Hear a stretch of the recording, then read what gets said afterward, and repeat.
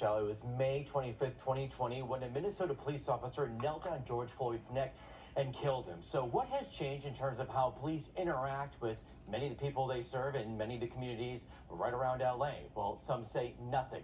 And many also believe racism is still rampant within law enforcement as well. I can't breathe! 5 years ago, millions took to the streets wanting real reform. So, did they get it? Here we are 5 years later, and nothing's changed. Cheryl Dorsey spent 20 years patrolling the streets with the LAPD. She's proud of her police past, but she's also a critic. It's the culture. It's the way the police departments conduct business. It's institutionalized racism from the top down.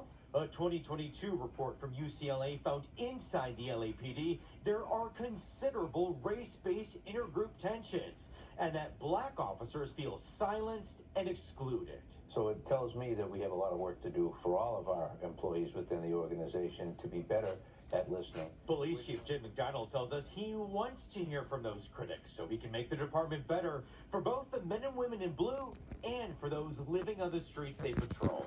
But some want more from him, like civil rights attorney Connie Rice. Chief Jim McDonnell is trying to take a look at these issues, but what I fear is that they're not asking the right questions, not strategic enough, not deep enough, not really touching the third rails of, for example, adverse, hostile work environment for black officers. Rice also believes the LAPD isn't doing enough community policing, which is when officers build relationships with those in crime hot zones. And she thinks that is one reason why so far this fiscal year, the city has had to dish out more than $52 million in LAPD use of force and breach of civil rights lawsuits.